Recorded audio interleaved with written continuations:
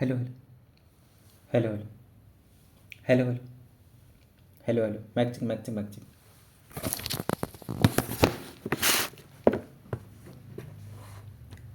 जय हिंद बच्चों। तो देखिए हमारे पास एक डाउट क्वेश्चन है फ्रॉम रेशियो एंड प्रोपोर्शन। बड़ा ही इजी सा क्वेश्चन है, बट थोड़ा सा ये जो क्वेश्चन है उसका कॉन्सेप्ट जो है वो अलग है। इस टाइप का क्वेश्चन हमने आपको कर पाया नहीं है, तो फटाफट देख लीजिएगा।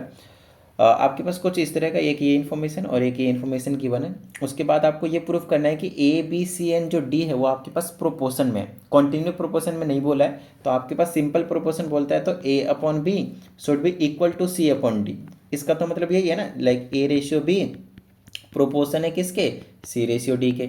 या तो आप ये चीज़ प्रूव कर, मतलब एक ही चीज़ है, ये दोनों का मतलब एक ही चीज़ है। तो आप इन दोनों में से कोई सी एक चीज़ लिख सकते हैं, कोई दिक्कत वाली बात नहीं है। तो सब बेसिकली अभी मानकर चलेंगे कि हमें ये ना ए वाली चीज़ प्रूव करनी है कि a by b is equal to c by d prove करनी है, राइट। ओके, तो जो सबसे बेसिक काम देखिए, इस टाइप के जब क्वेश्चन आते हैं तो माइंड बिल्कुल काम करना बंद कर देते थे, भाई करे तो करे क्या, है ना। तो कोई प्रॉब्लम वाली बात नहीं। मैं आप लोगों को थोड़ा सा हिंट देने की कोशिश करता हूँ, करवाऊंगा पूरा, पहले हिंट देता हूँ, फिर आप लोग कोशिश कीजिएगा, समझ में आ जाएगा। और क्वेश्चन को अप्रोच कैसे करना है सबसे पहले तो ये सीखना जरूरी है, क्योंकि हो सकता है फाइनल एग्जामिनेशन में आपके पास एक क्वेश्चन, सिर्फ एक क्वेश्चन की बात कर रहा हूँ, आपके पास न्यू आ जाए। नो डाउट आपके पास ऑप्शन होंगे तो आप छोड़ सकते हैं, बट क्या पता, मेन चीज़ यहाँ पे ये है कि अगर वो कंपलसरी में आ गया तब क्या क्या करेंगे आप, राइट। तो क्वेश्चन को अप्रोच करना जरूर आना चाहिए कि हाउ टू एक्चुअली स्टार्ट। उसके बाद फिनिश तो बाद की बात है, स्टेप मार्किंग होती है। तो अगर मान लो 3 मार्क्स का क्वेश्चन हुआ और आपने स्टार्ट अच्छे से किया है और आंसर नहीं भी आया तो कोई दिक्कत वाली बात नहीं, 1.5, तो 1.5 तो नहीं, मतलब 2 नंबर या फिर 1 नंबर जो टीचर आपको जरूर दे देंगे, ठीक है। खैर उनको छोड़ते हैं, वापस आते हैं क्वेश्चन पे। और यहाँ पे ध्यान से समझिए, आपके पास गिवन है ए प्लस बी, और साथ ही आपके पास यहाँ पे जो, अरे ये चल क्यों नहीं रहा, चल रहा है, ए प्लस बी और equal a plus c equal है आपके पास बी ई के, साथ ही 1/b plus 1/d is equal to e by c. अब प्रूव ये करना है तो ध्यान से ना, जो हमें प्रूव करना है उसमें हमें क्या दे रखा है, ए बी सी डी दे रखा है, बट इन्फॉर्मेशन तो इसमें और भी चीज़ें देख लीजिए, कहीं पे भी आप देख सकते हैं आपके पास ई भी है। तो ये जो ई एक्स्ट्रा है उसे भी हम, है ना, बस अप्रोच करने का एक सिंपल तरीका है, हमें लाना क्या है, बस हमें उस पर फोकस्ड रहना है। हमें ए बी सी डी चाहिए, हमें ई चाहिए ही नहीं।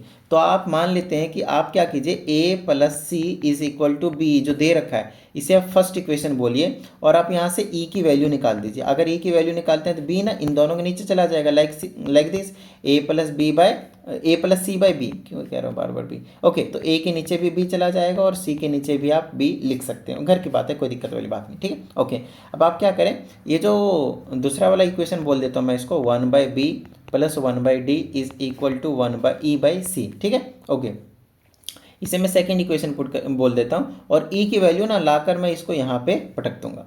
तो ये जो 1/b है एच टी छोड़ देता हूँ, 1/d है एच टी छोड़ देता हूँ, ये ना इसको मैं ऐसे लिख लेता हूँ, 1/c बाहर रखता हूँ और ई की वैल्यू पुट कर देता हूँ, क्योंकि फ्रैक्शन में ना तो आपको हो सकती है प्रॉब्लम हो जाए, राइट। तो a/b और प्लस में c/d, समथिंग लाइक दिस। बताइए यहाँ तक अगर कोई प्रॉब्लम नहीं है तो आप देख सकते हैं कि हमारे पास जो इक्वेशन निकल कर आया है वो A B C and D के टर्म में ही है, ई है ही नहीं।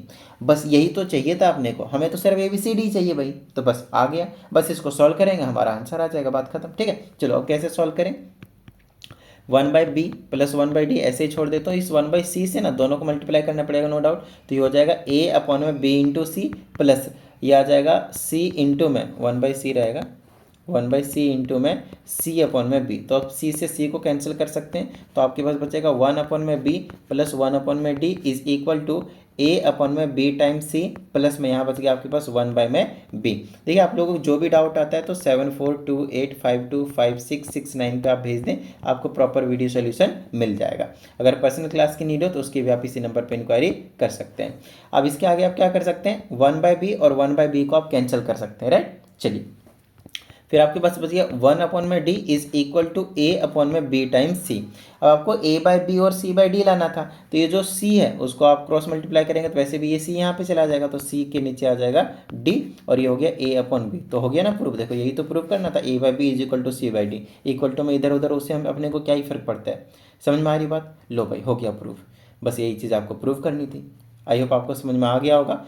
और चलिए अगर समझ में आ गया है तो फटाफट वीडियो को लाइक कर दीजिए, साथ ही अगर इस चैनल पे एक नई स्टूडेंट है तो चैनल को सब्सक्राइब करके बेल आइकन जरूर प्रेस कीजिएगा। चलिए मिलते हैं अगली वीडियो, प्रैक्टिस करते रहिएगा।